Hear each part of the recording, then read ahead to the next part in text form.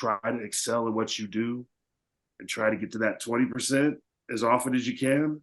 But if you only can get to that 5, man, rock that 5. You know what I mean? We're cogs on a wheel.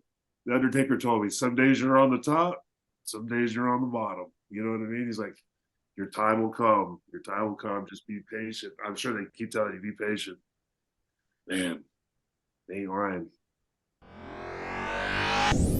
Rewind, recap, relive. For over 50 episodes, the revolutionary force in wrestling interview.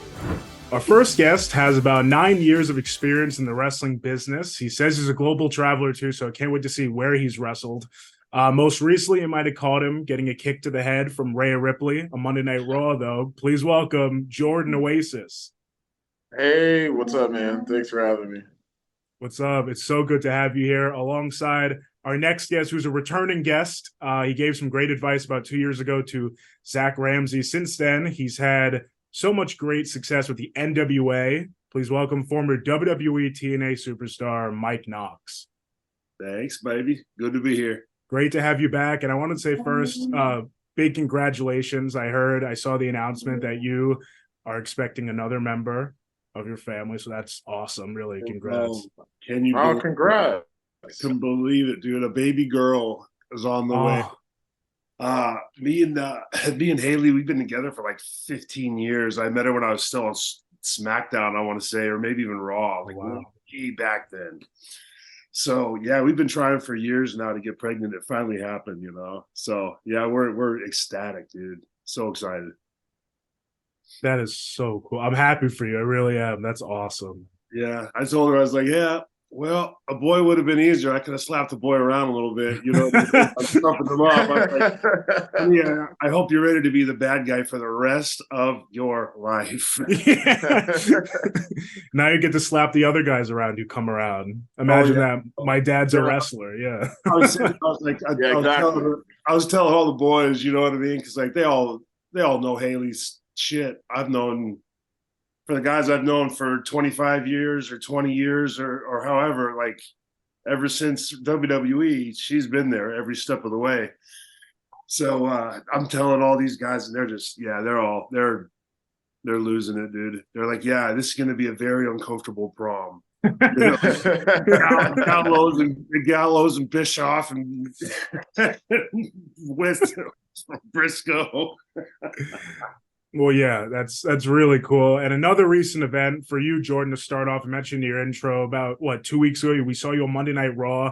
I know it wasn't your first extra work you've done for a major wrestling promotion, but it was pretty awesome seeing you in there with Rhea Ripley. Can you talk about that experience, what that was like? Oh, it was cool, man. It was cool. A couple weeks prior to that, I was involved in a pull part with Shinsuke and Seth. And they were, you know, they're doing a storyline with them right now, and Rollins back and things like that. So I was involved in that pull part, and then I did 3 Raws in a row. But that was definitely the one with Rhea. Was definitely the one that was like, you know, I took a bump and like, you know, all that stuff. So it's definitely more interactive for sure. But it was really cool. It was really cool. It's simple, you know, but it was definitely exciting. It's exciting anytime like you get to be in front of that many people at once, no matter if you're just going out there being an extra or you're going out there doing a match or you're going out there and announcing or you're going out like, it's just exciting to like be in that environment, like every time, you know? You still got to pee right before every single time too, no matter what. Oh yeah, of course. And of course, because I'm an extra, I can't use the honey bucket. That's bro. Dude. I remember I was an extra probably 15 times, man. I was like, because I was doing like darks. I would sneak backstage back then. Like they wouldn't like I wasn't invited. I would grab my bag. I was like, okay, I'm pretty big. I'm just gonna walk right past these guys, and like I've seen people do this before, you know. So I just walked right in, like, oh shit, I'm in.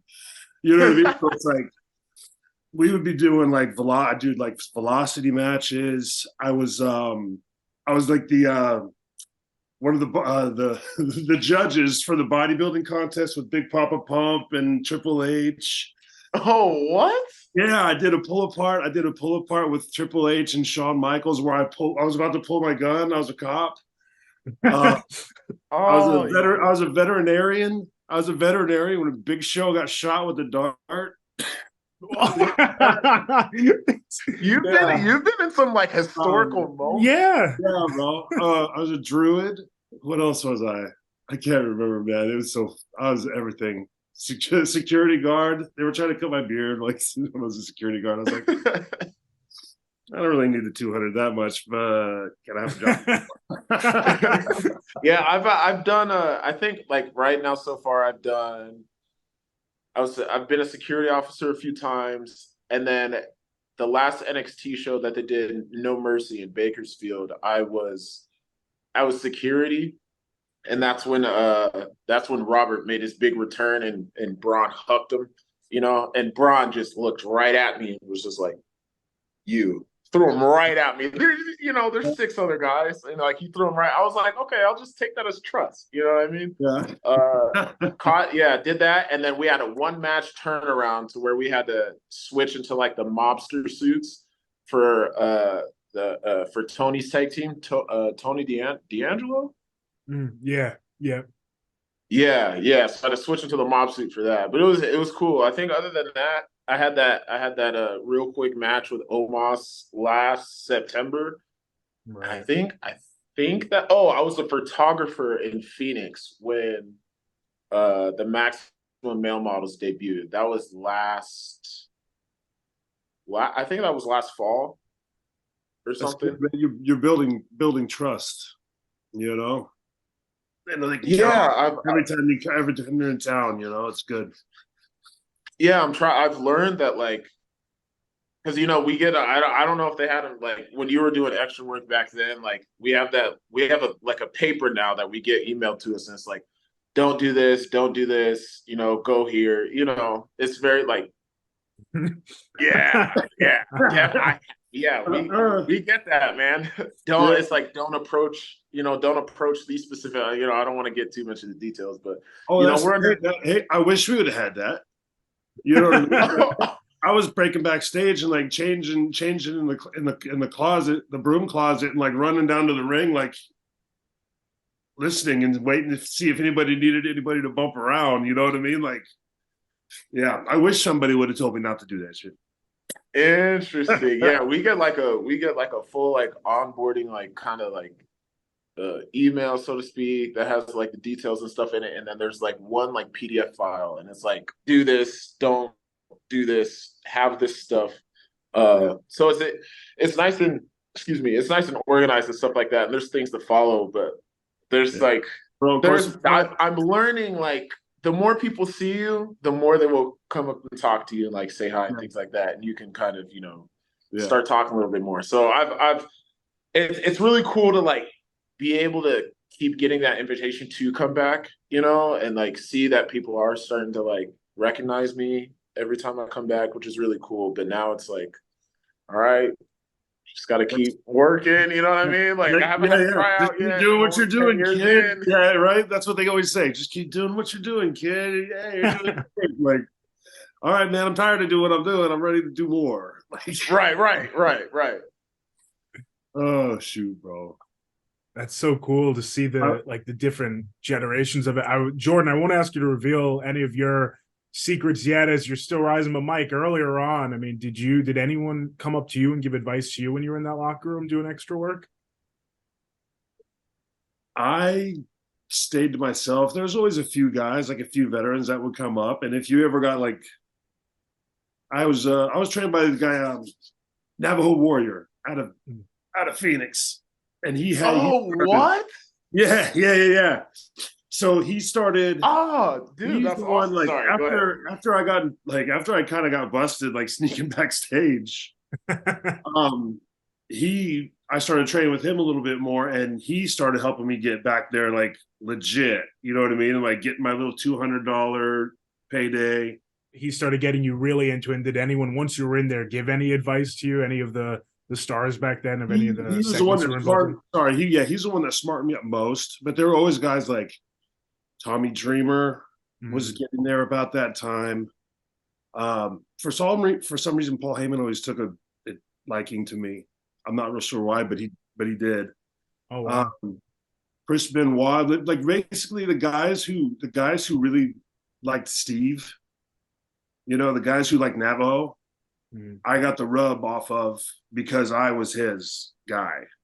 So it's like, I got helped out with like I said, like Benoit, Steve Regal, all those guys always kind of had not like trying to get me up on TV or nothing, but like they weren't one of those ones that would like push you down or like make fun of you for trying. You know what I mean? They were the ones that were trying to help you.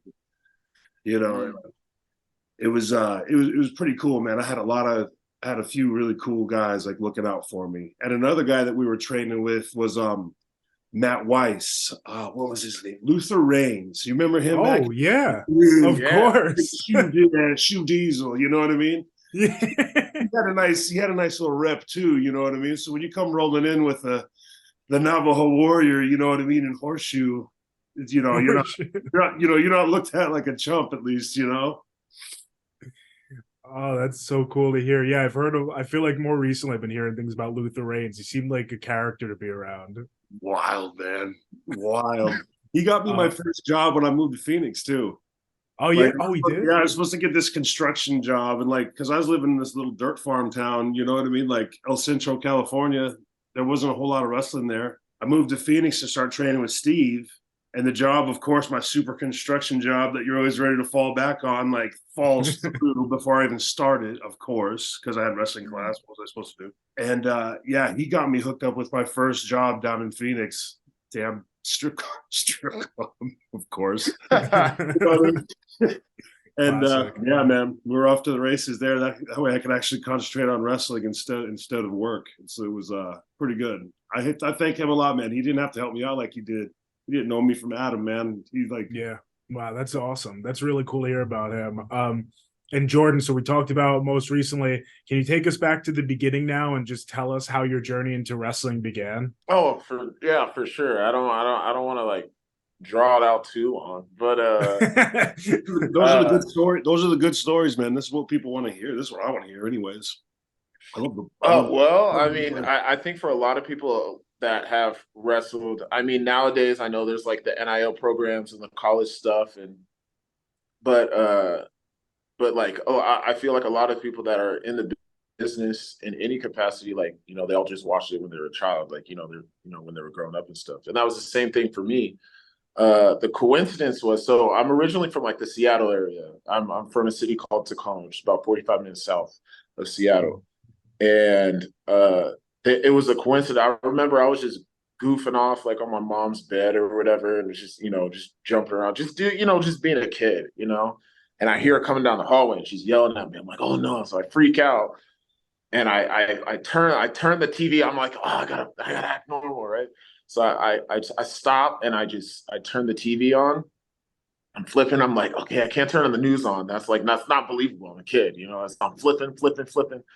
And then I see a silver apron, blue ropes, and I'm like, what is going on? I don't remember who was in the ring or anything. I'm like, what is going on? So that's when I discovered SmackDown, which conveniently, this was like 03. The funny part that I discovered later, because I just remember my mom and my dad were like laughing once I like figured out where wrestling was.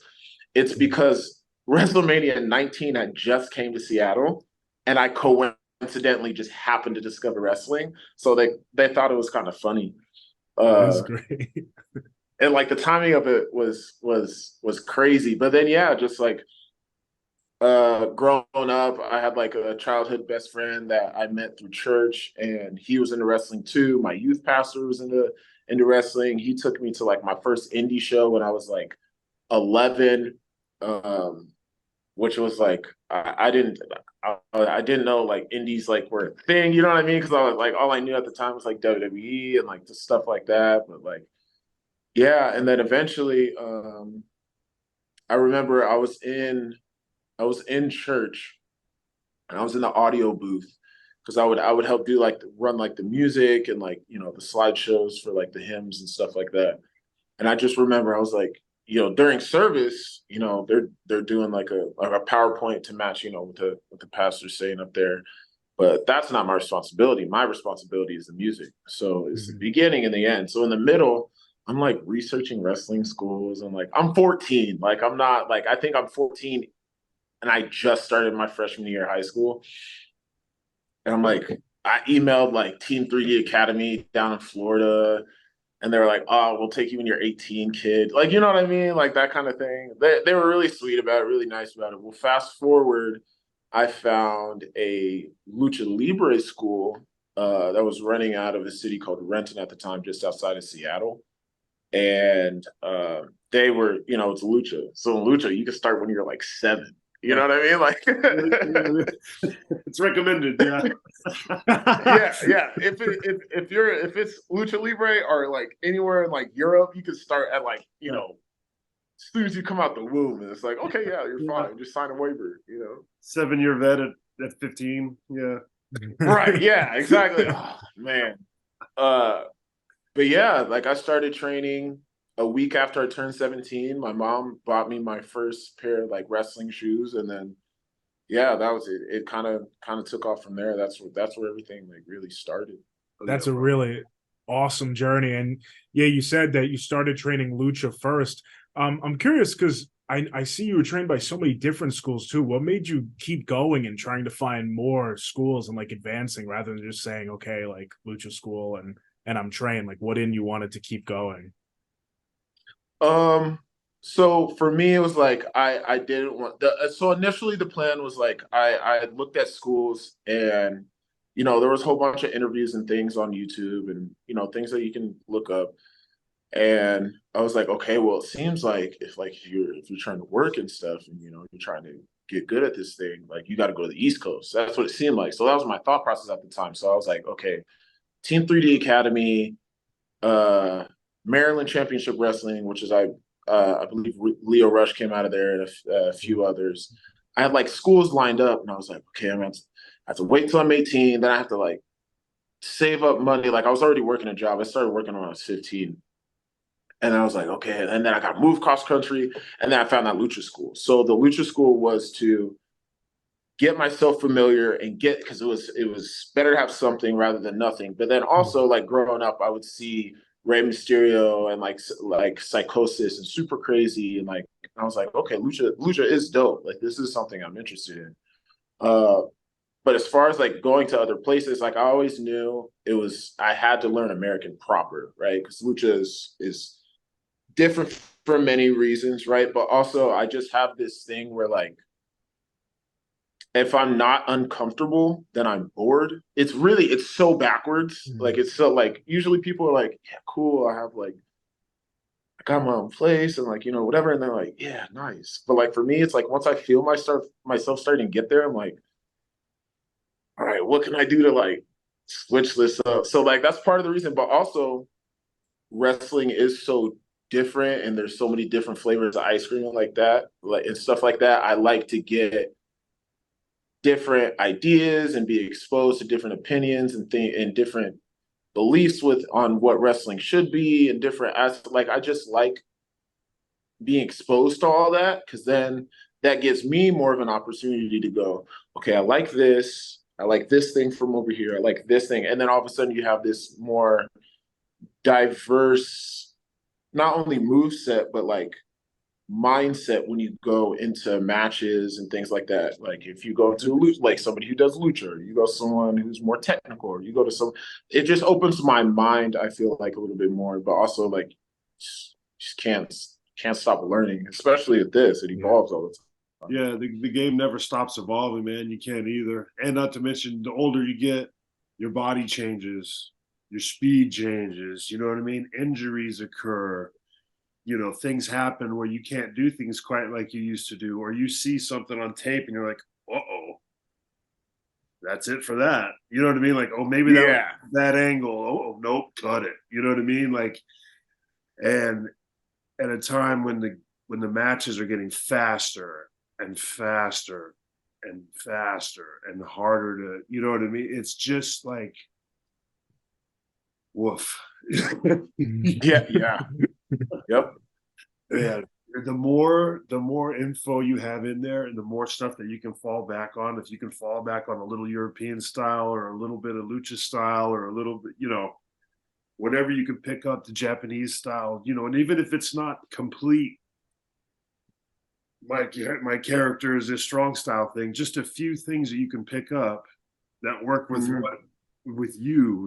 It's just, man, there's no substitute in learning all that different stuff, because you never know when it could come handy. And if something takes you off guard, or you're off balance, or something like that, dang, you know what? When better to use them Lucha Roles, man. Or you get you end up getting in one of those rings that are cracked or busted. You know what I mean? You're in there with some kid who you don't know. You know what I mean? And it's like, okay, maybe Lucha Roll. Yeah. Maybe small package. Maybe no pickup today. Ooh, sorry, kid, my back hurts a little bit. We're gonna work on. And it's so weird to like do that, because there are instances, right? Because I try to be nice and not like, but plus like there are the people that start out and they're like, oh, I want to do this. I'm like, hey, what do you think about, and then it's a different conversation. And then sometimes we'll see if we can work it in there.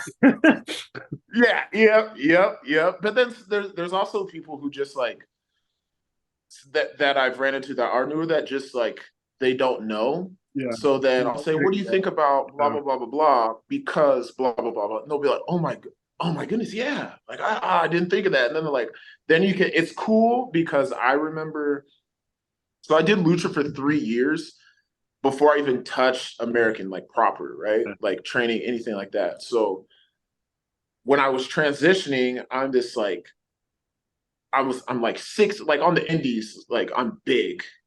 So like I'm 6'2", and I'm like doing like springboard, like arm drags, and like it's like, okay, you don't need to do that. You know what I mean? So like the transition for me was like, oh, and then like I would get explained like these things. I'm like, oh, so then when I do that to somebody else and I'm like, hey, this because of this, we're doing this earlier, we can kind of set the the crowd's not familiar with you, let's tease your finish right here or something. They'll be like, oh yeah, oh okay, yeah. And then like I can see the same gears like going for them that were going for me, when people were explaining this to me. So it's really it's cool.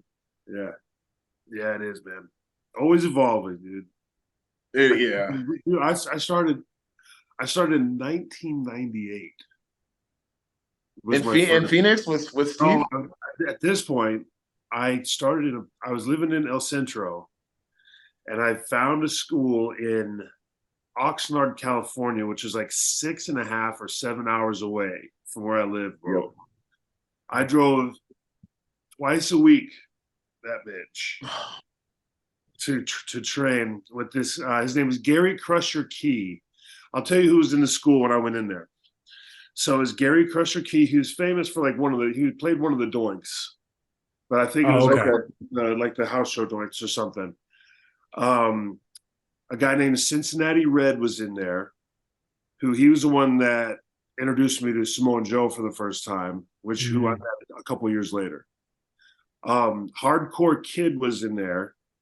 Aaron Aguilera. He was on TV on SmackDown as Jesus. He was like Carlitos. Oh, Carlitos Muscle, right? You know what I mean? He had the zoot suits. Like, yeah, he was in there, bro. But it was just a garage that they pulled up. You know what I mean? One of the guys was like living up over the thing. I was like, oh my God. Jeez, man.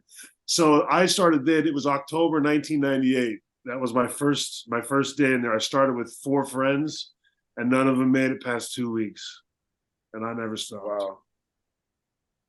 Yeah, bro, pretty cool. That's and then so Navajo ended up buying the ring and the school off of him. I want to say like maybe a year later or something like that. So I spent a year driving up there.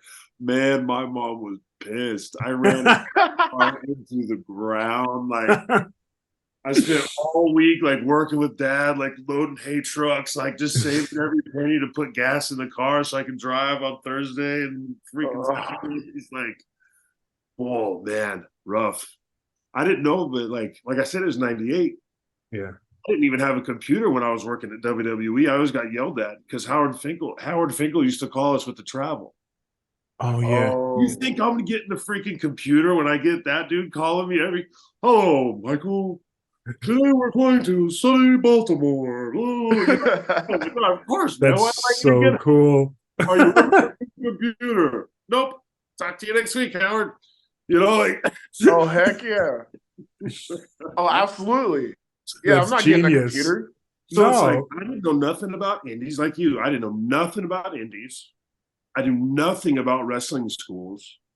I just knew what I saw on TV. I was saving my money to go to the power plant, of all things, at 18 years old, at 6'5" and 185 pounds. You know what I mean? I was a string bean when I started, man. Like, oh my God. I'm surprised I didn't get broken half, man. But yeah, thank God I found I was at a WWF show in San Diego, like just waiting in line, and there's like this little guy in front of me or whatever, like Marks, trying to see Stone Cold or whatever. Yeah. Like, and like this little guy, he's like right in front of me, he's like, I'm a wrestler, man. And I was like, my ass, you are like 5'9", like pimple faced kid, you know what I mean?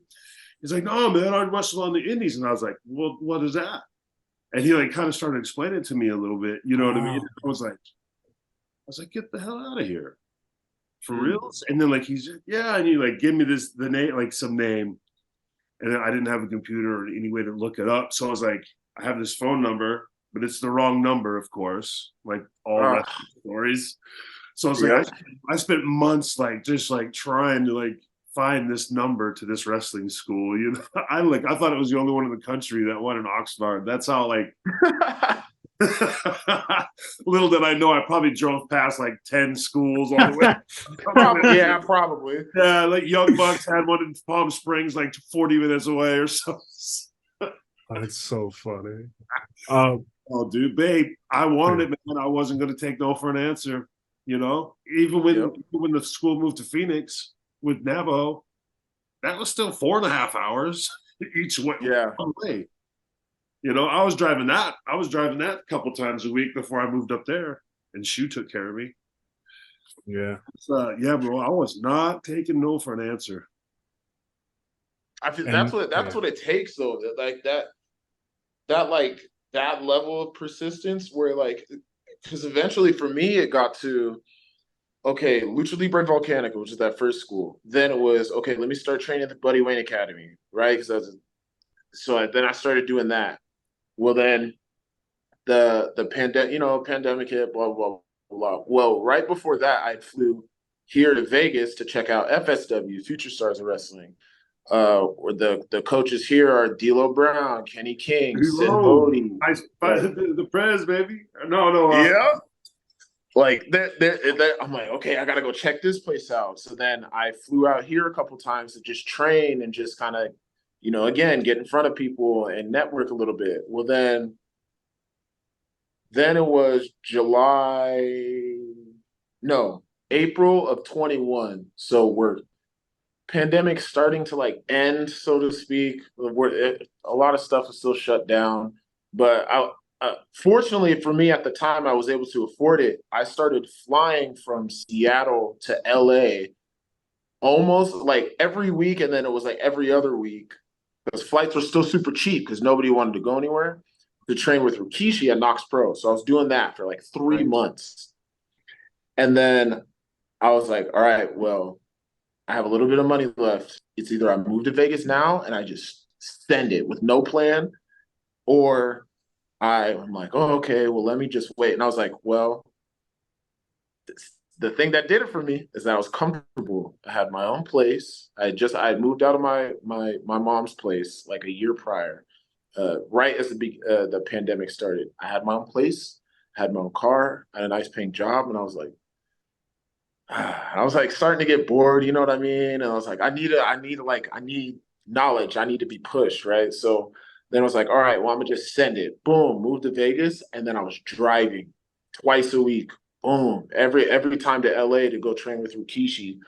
So it was like between the FSW and Rikishi, and now the most recent thing for me is I started training at the LA dojo with Kushida, and so I've been doing that, trying to go whenever I can between work. You know, you got to be able to life, man. You got to pay your bills, and yeah, exactly. Don't pay for yourself.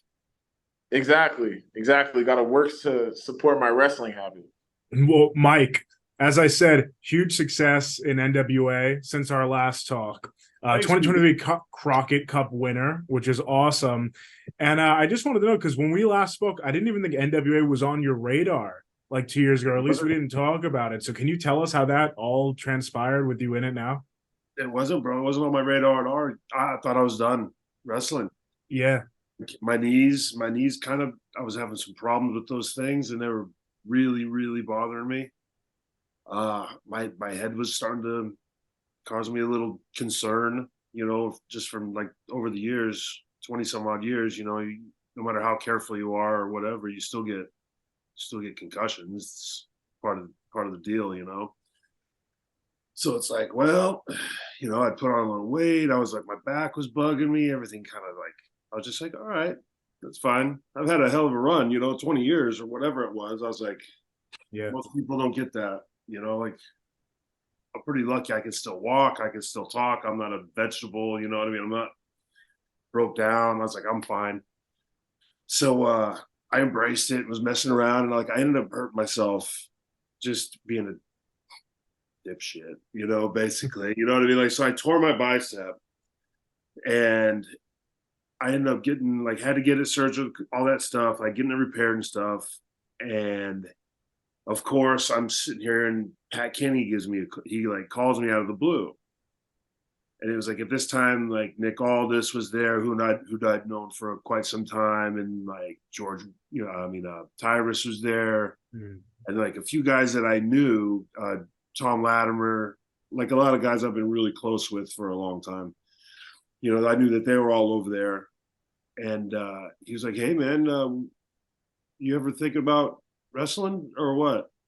And I was like, "Well, not really." You know, I figure I'm kind of done with this. You know, like I'm screwed now. I'm hurt. I still got 7.5 more months before I'm cleared. You know, like thanks. Yeah. You know what I mean? Like, sorry. So hang up with him. And I really wasn't thinking too much about it really after that either until I started my rehab, and I started getting in a little bit better shape, and I started getting my strength back, and I started moving around a little bit. And then the GOAT, bro, Tom Brady, came to Tampa, 42, 43, however old he was, you know what I mean? And he like won the Super Bowl, and like he was like doing good, and he was running around, he was looking young, and just because he was taking care of himself and doing the right thing. And I'm sitting there, I was like, well, shit, I'm only 43 or whatever. This kind of sucks. I kind of wonder if I could do this, you know, like again.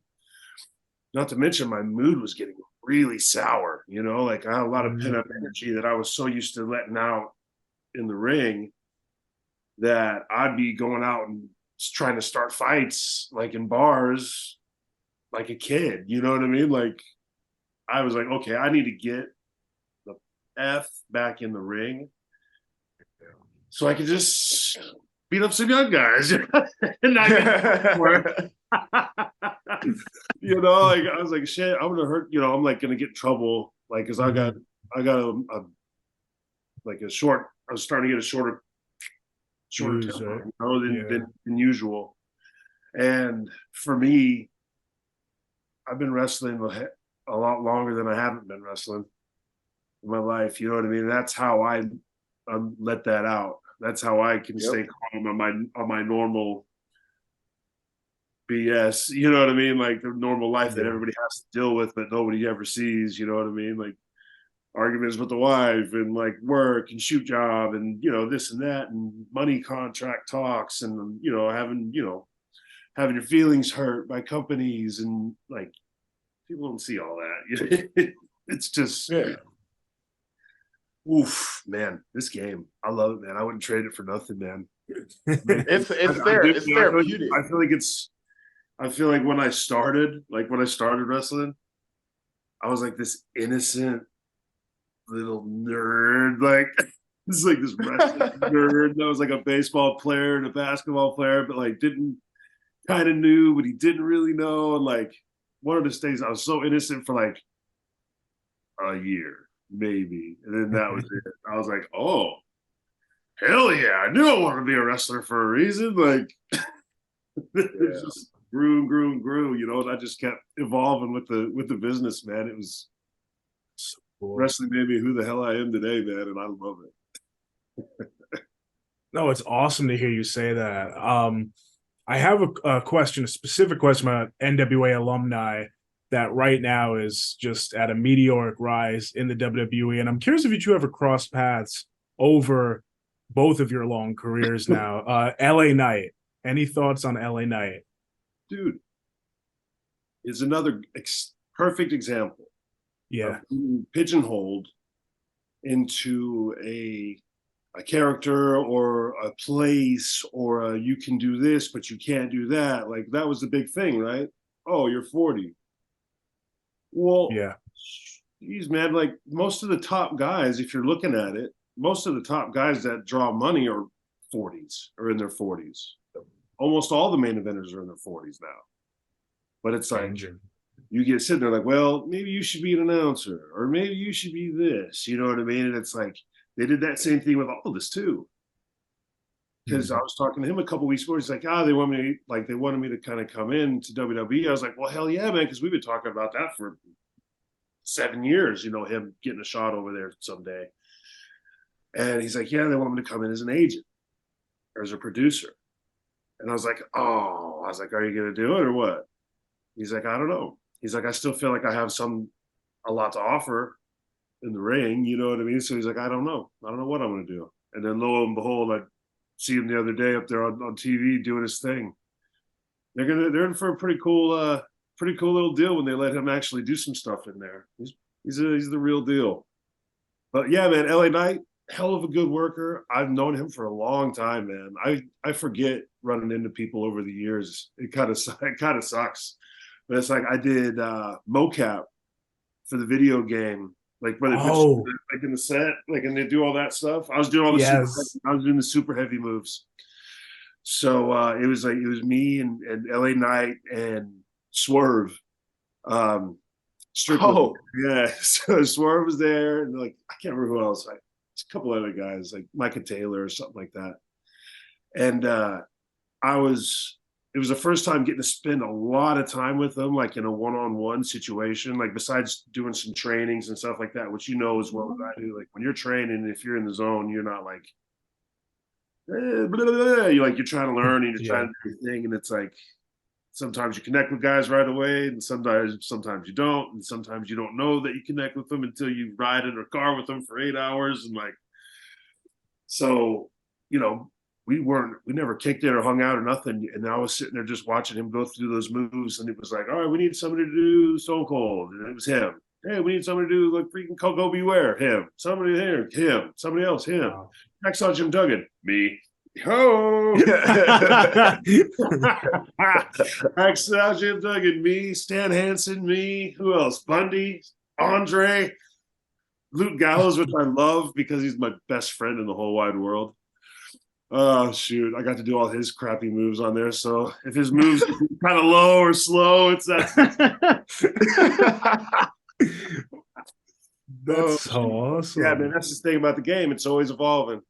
Mm-hmm. So it's like they say you're too old. They say don't do this. You're too big. Like for a while, I loved like when you're talking about the lucha stuff because El Centro, bro. It's 10 miles away from Mexicali, 1 million people, a huge lucha population, which I didn't know existed until I was in the business for 4 years already. I started going down there. I was like, shit, I could have been driving across the border 3 times a week and working. Yep. You know what I mean? Like, I was going that much at the end. I was like, holy cow.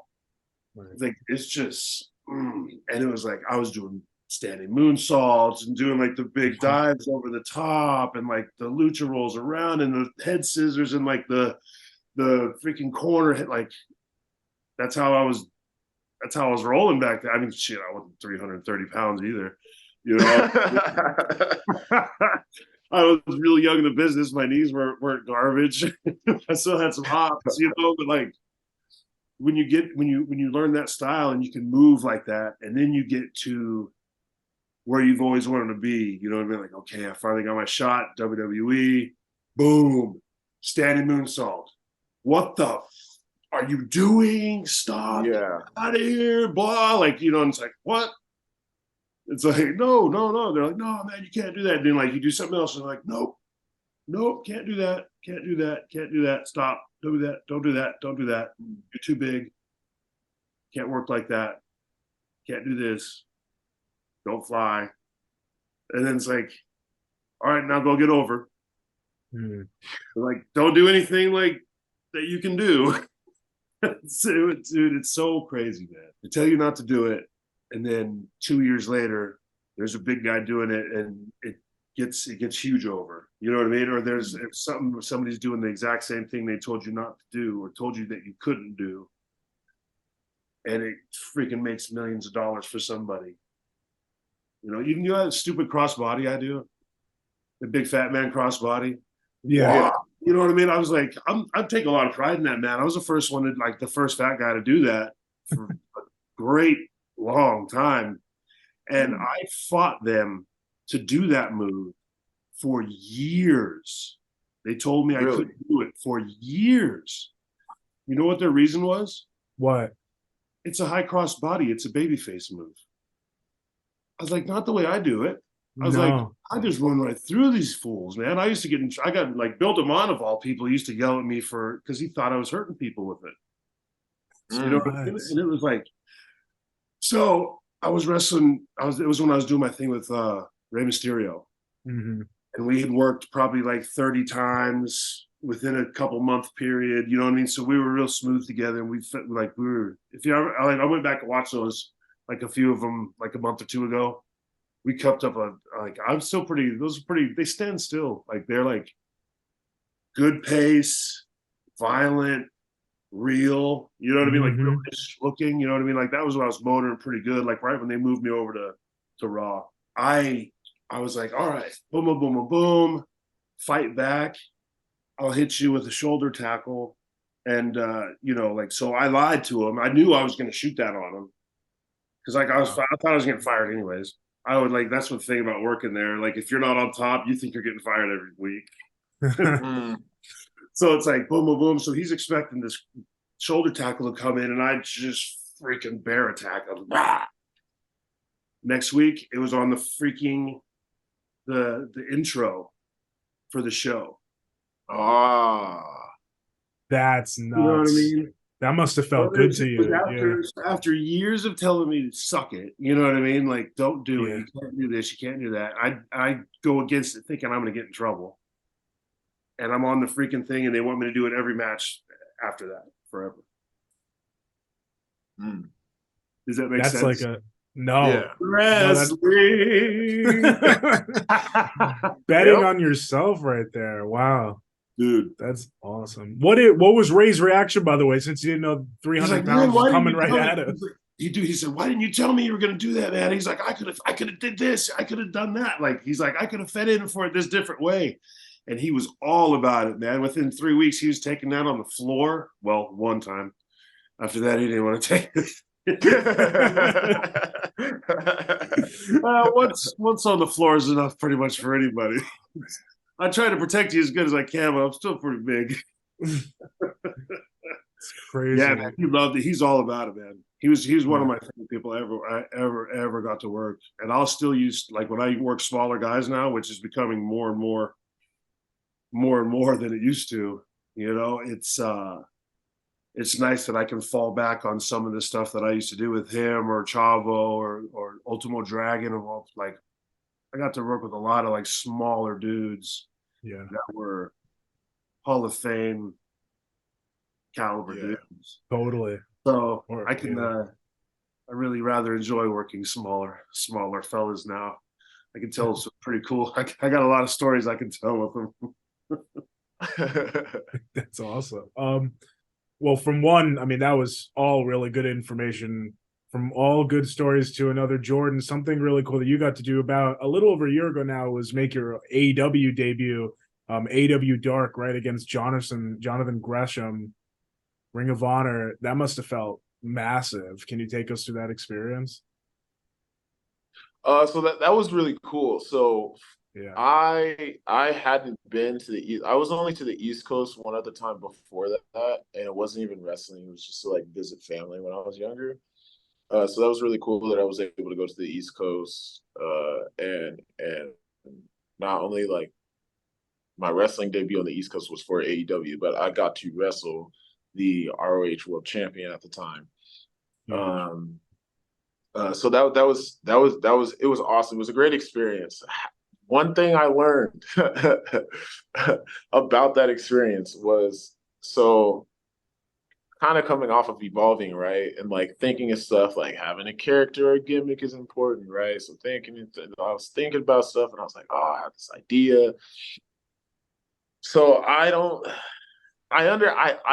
still do understand and I've forgiven myself, but I have these like, think of like kind of like Jenko jeans, but like not with like the goth kind of twist to it. I had some baggy jeans like that, but I had uh this awesome dude. His name's Bizrad up in Seattle, and he does like a whole bunch of rework stuff, right? So I had him like rework like a whole bunch of like patches on these jeans. And like I don't know what I was thinking. Because I was like, oh sweet, I got AEW, sweet. Oh my goodness, I have a match. Heck yeah, this is gonna be like the Kickstarter, like this new like character, whatever I wanted to do, right? And that was looking back on it, a bad time to start it because like I just feel like it didn't look right. So I kind of beat myself up for a while, and then I won't say who, but a couple people pulled me to the side backstage and were like, "Hey, so like, what's the deal with the pants?" And this is after the match, so there's no going back. And the thing is, too, is I brought my other like I call it my TV gear, which is the set. One of them is the set that I wore against Omos. I brought that. I showed them that, and they were like, "Yeah, you probably should have worn that." I was like, "Dang."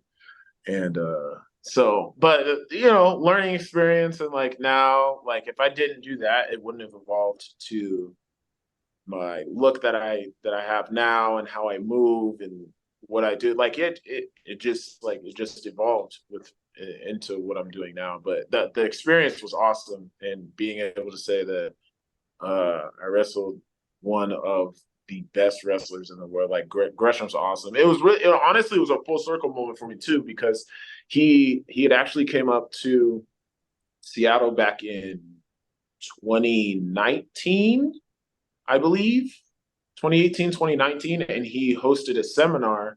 He also hosted a seminar with Super Crazy.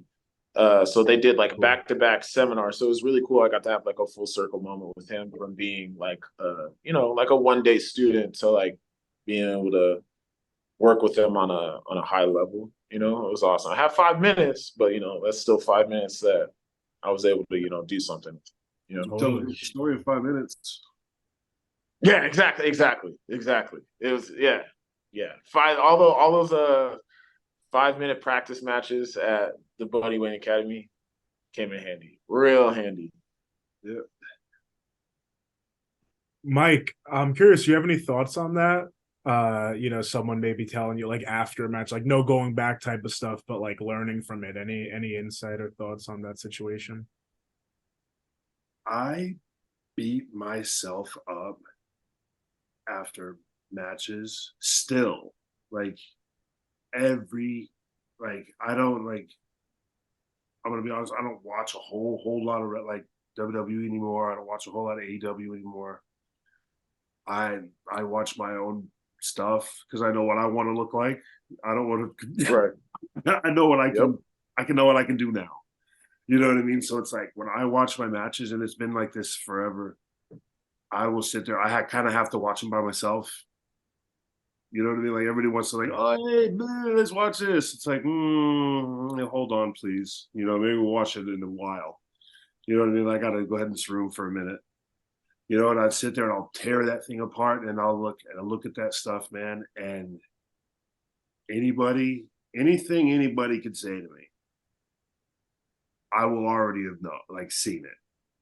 You know what I mean? Like, I used to dude, we were in Deep South with Demont. You know, it was like Demont and the assassin, Jody. You think they gave a shit about our feelings? They would, they would like, if you made mistakes or you did something that was stupid or it looked dumb or they didn't think, or even if you thought it looked cool and they thought it looked dumb, they would make it a point they don't tiptoe around it. Stop the class, explain yourselves, rewind the tape, boom, boom, boom. Like, that's it's all part of the business. And if you can't take those shots, they're usually not coming in anger or venom. You know what I mean? They're usually said to try to, like, oh, hey man, just trying to help you out here. We all want to succeed. Like, you know, yeah. If you struggle, I struggle, you know, which I've had those too before. But usually when I was having those talks, I didn't know what the hell they were talking about. I was so green, you know, like Navajo would have to pull me aside afterwards and then explain what the real workers are trying to tell me. Like, our profession is, I always used to say it, fake fighting with our friends in our underpants for a living. You know what I mean? Yeah. We can't take ourselves too seriously. So our job is to suspend belief for a while. You know, the jig's up, you know what I mean? Freaking Tough Enough did that for us all those years ago. And now with, like, the jig's up, man. It's a show.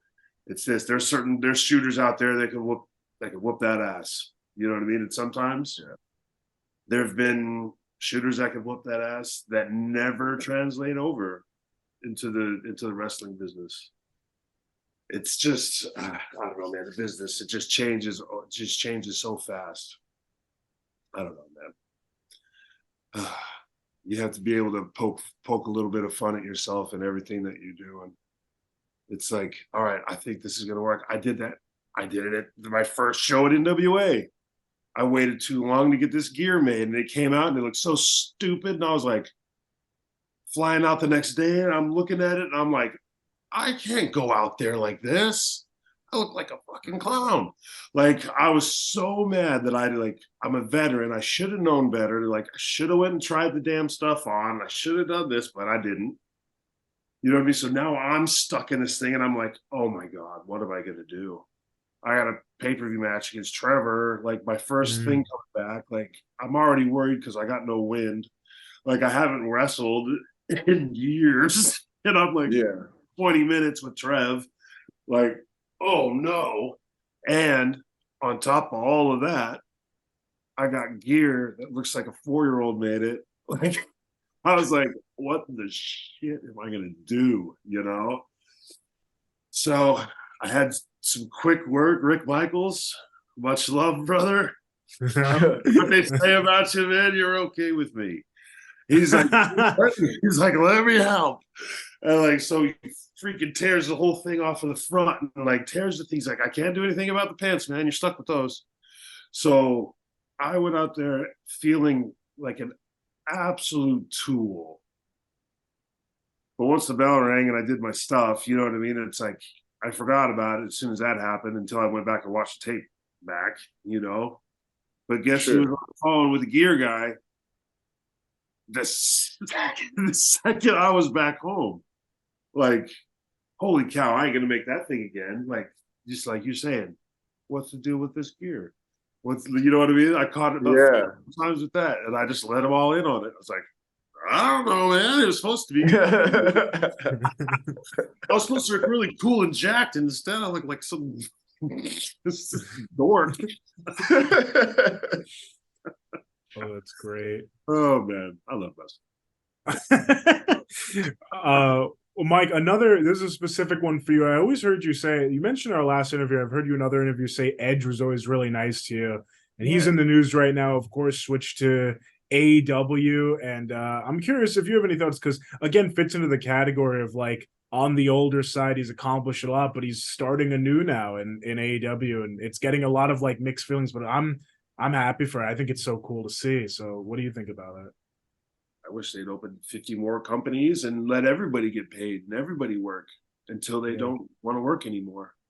Edge paid his dues. He worked for 30 years, broke his neck for the business twice, broke his back, broke his leg, you know what I mean? Whatever, all the other stuff that he broke. And then during that whole time, he took time to lift up the young guys too and try to help them out. He doesn't know WWE nothing. If he wants to, if he feels like he wants to go with his best friend, who he went to school with, who he started training with the first day, you know what I mean? If he wants to go and have fun with his friend for the last few years of his career, go get it, man. Go get it, baby. I love you, man. Go do your thing. Go on there if you want. Like if you want to go and put on 30-minute matches and freaking take 20 false finishes, if you think you can handle it, Daddy, do it. You know, like be you, do your thing until you can't. Pretty soon they're going to tell you can't do it no more. And that's a sad day. You know what I mean? Yeah. And it's even sadder when they forget to tell you and you have to tell yourself. So while we can do it, while we feel like we can do it, yeah, we owe it to ourselves to do it. It's too No, that's great. It's too fun. It's too addicting. There's nothing like it in the world. You can't recreate that feeling. No, once it's gone, you'll never get it. We can never get it back. You can't find it anywhere. It's insane. I wish I could explain it to everybody out there. Like if you feel it once, it's like you'll freaking eat a hell of a lot of shit to feel it again. And it never ends. Such a great answer. So positive. I love the positivity. It's awesome hearing you. It's awesome hearing you say that, because like you've done this at like an insane high level, right? And like for me, I know that feeling, but it's on the indie level, right? So like the biggest crowd I was in front of was when I had that, you know, that enhancement match with Omos, and it was with somebody who I trained with, and that he also kind of helped train me after Buddy passed away, and like he was like really close with him and he helped train me. So me and him going against Omos like that, I would just like he nudged me. He was like, hey, like make sure you take all this in. And I did. We were preloaded, we were by ringside. I was like, dang. And of course, like, nobody knows who I am, right? Like, there's a couple people in the crowd that know me because it was in Portland and, right, you know, Tacoma and Seattle right there. So there's people who, like, have seen me and, like, stuff. But that crowd doesn't know me, right? They're here to see, like, WWE and stuff. But, like, they're I was like, oh, man, I got to know. Kick your ass. yeah, exactly. Yeah, like, they like, but, like, I remember just standing there and be like, oh, I know what this is like in front of like 200-300 people. I gotta know what it's like. Like, you know, like on this level. Oh, and then I was like, oh my goodness, what does a pay-per-view feel like? Then I was like, oh my goodness, what does Mania feel like? You know what I mean? So it's like that feeling that you're talking about, like I know what you mean, but not on the level that you're saying. You know what I'm saying? You know what I mean? The first Mania that I walked out on was Houston, I think. Like I was at the Orlando one, but I didn't do nothing that year. And then I think Houston was the next one, and I walked 25? out. I'm not really with numbers, buddy. I think because 24 sounds like Orlando, so I think 25. 24 was Orlando. Yeah. Yeah. When we walked out for like I can't remember if it was like the Battle Royal that year or if it was like a lumberjack match or something, whatever it was. But I remember walking out and looking up and stopping like in my tracks and just saying like, holy shit. Yeah. And I'm like the heel, you know. It's like at this point I was like the heel, and I've done a bunch of shows, and it's like we did a bunch of stuff overseas already, and I've like worked with Ray, and like I did stuff in Japan. I worked at Corgan Hall, and I did all this fun stuff that you're supposed to do. We worked Madison Square Garden before, and then like I walked out, and it was like the only time that I like for like my knees were just like, wait a minute, stop. Look at this. Man. I gotta, man, I can't. Goosebumps. So, oh man, it's crazy. I gotta get there. Crazy, man. I was trying to think. I did a show with Great Khali, in India, and it was like a set of 3 shows. And the first one, like he was trying to get over some the Indian wrestlers. He was trying to like do a school over there. There's not a whole lot of like wrestling over there at this time. And the whole thing was like me, this guy, Brody Steele, and Apollo from Puerto Rico, Big Jack Apollo. We would go out there every time there was like an Indian wrestler. We would just go out there, beat this, like just interrupt the match and just like beat them up, like these American guys or whatever. And at the end, Khali comes out and he's gonna face our big brother, and we jump him and they chop him off or whatever. So at that show, I think they said that there was like 40,000 or something like that. Like it was outside of the cricket thing. And we did a show between that. And it was like 20,000. I was like, damn, man, this is pretty big. And they're like, hey, man, this last show is going to be really, really big. I was like, well, I did that Houston one. I did Phoenix. I did the Mania in Phoenix, which was like my hometown, which was like one of my highlights of being in WWE.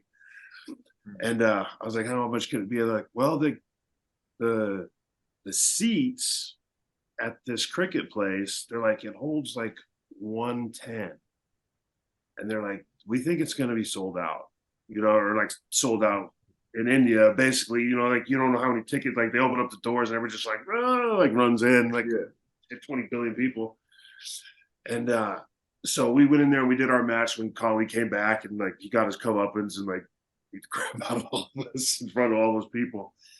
And we got back and they were talking numbers, and I don't know if they were true or not, but I know that was the most people I had ever seen, because all the seats were filled and the whole damn floor was filled. And they were throwing around numbers like 115 or something like that. God. Like I know that there weren't that many paid, but they were saying they're like, hey, we bet that there were people that worked at the cricket place that were saying that that's what they were estimating people that were in there.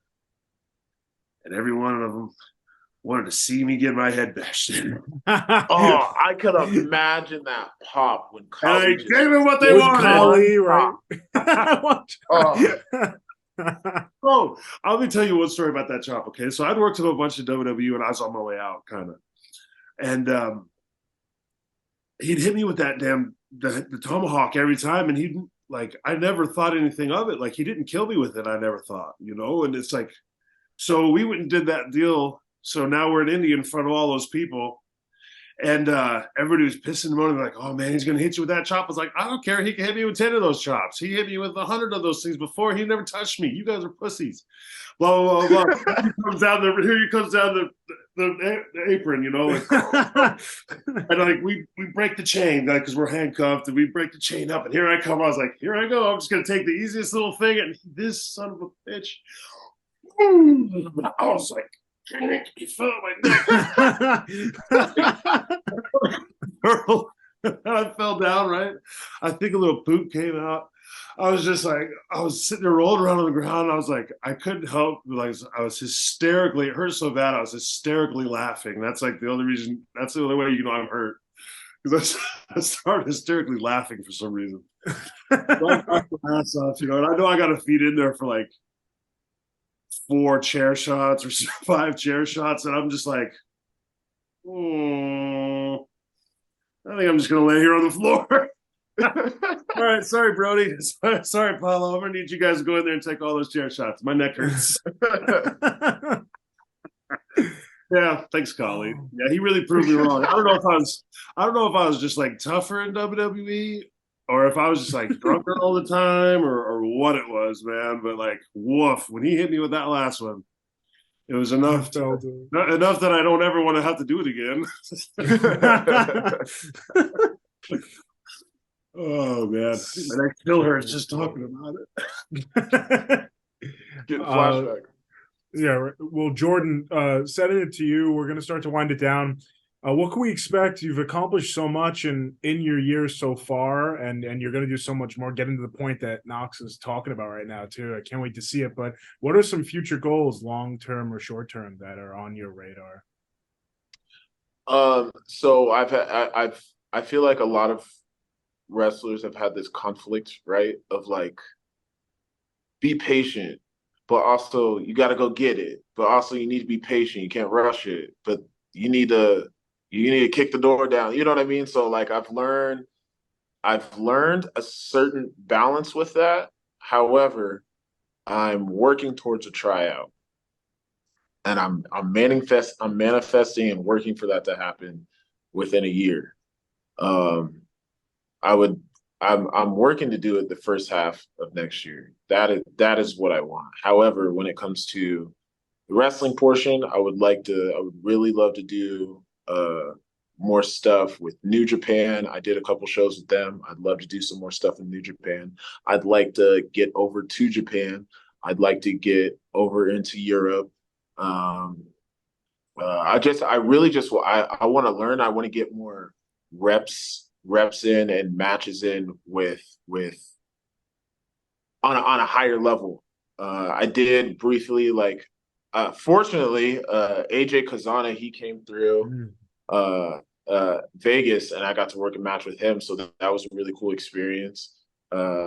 Gresham, working a little bit with Omos, like I know it's an enhancement match, but like I still like try to pay attention to stuff backstage and like how things operate, because like it's a fucking machine. So I try to just kind of like pick up, and whether it's how a segment's being produced, or timing, things like that. Like I try to stay just outside the grill and be by the monitor and pick up on what people are saying and things like that. But yeah, like my main goals are to continue and work towards matches and on a high level, but just continue to push myself and grow and make it to a big company, whether that's AEW, New Japan, WWE. Like that's what I want. Like I want to keep doing. Like I'm 26. I just turned 26 a week ago.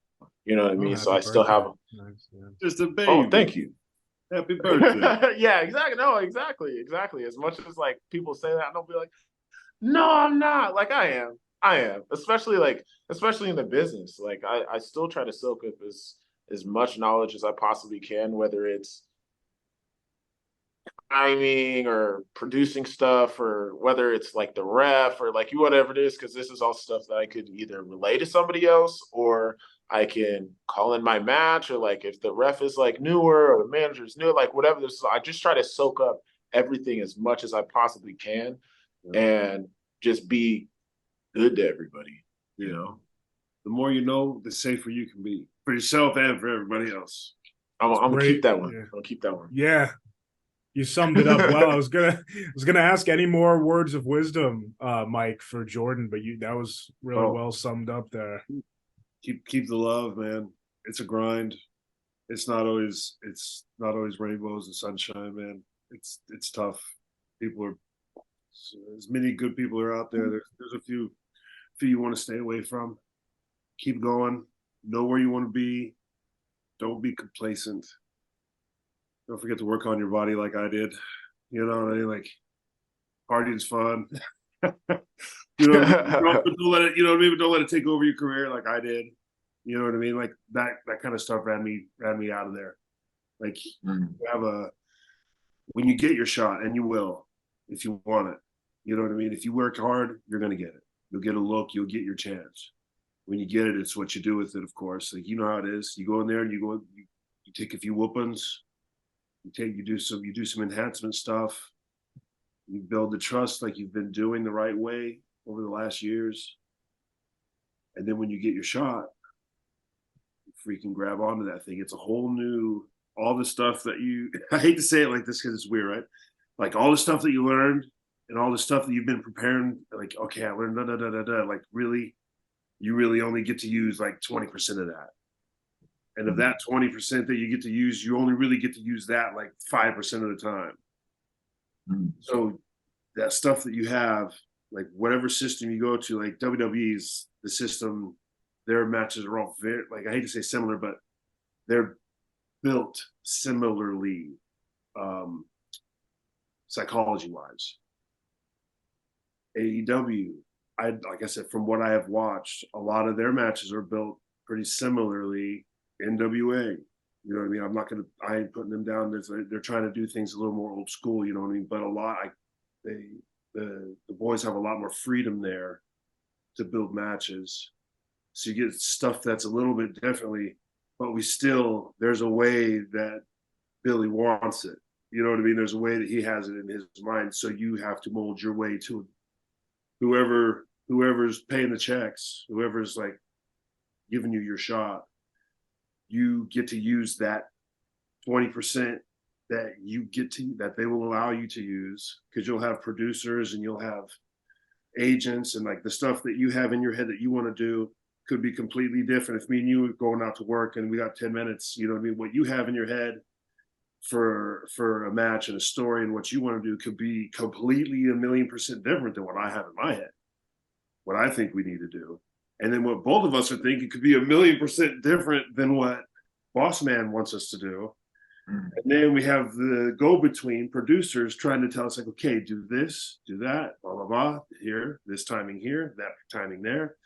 Like, it's all about adapting to where you're at and trying to get to that 20% or that 5% or whatever it takes. You know what I mean? Like when you go in there against Omos and you got 3 minutes and your job that day is to make him look shiny and have them forget that you were even there. Boom. You get to use what? 1% of what you know? Selling. But you do it the best you can freaking do it, man. It's like, even if nobody notices, except for you, like, I guarantee you, somebody watching that monitor, somebody watching the tapes afterwards, somebody in the office is noticing.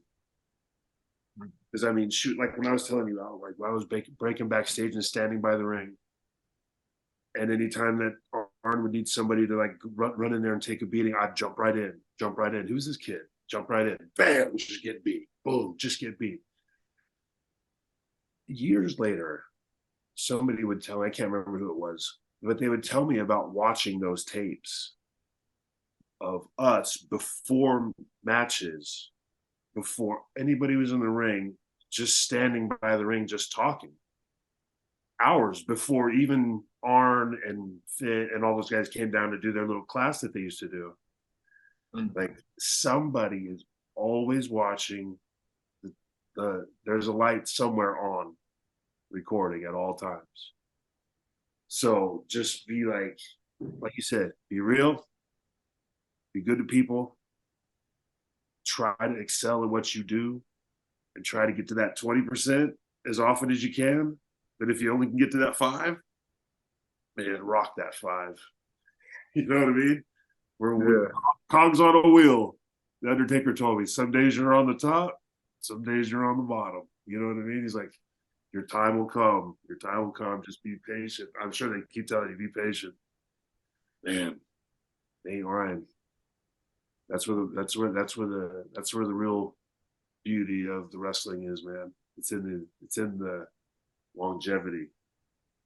If you get up to WWE and you blast off for like 1 or 2 years, the average wrestler, I want to say length on TV for like the new guys coming in is less than a year, most. You know what I mean? Like 85%. They're usually gone within a year or two. So you got to grab them. So like whatever you do, when you get to your little 5%, hopefully your 20%, when you get to whatever is your time to shine, whether it be selling or whether it be talking, whether it be an entrance, whether it be a look, whether it be a promo. You know what I mean? Sometimes that's all you get. You know what I mean? Like whether it's you standing in the back, like just looking tough, like whatever it is, man, you just gotta try to rock it. Because next day you don't know.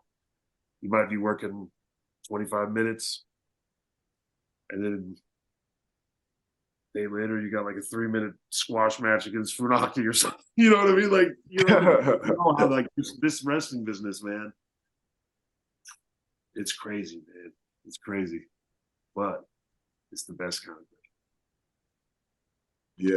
Yeah. Thank you so much. Oh yeah, man.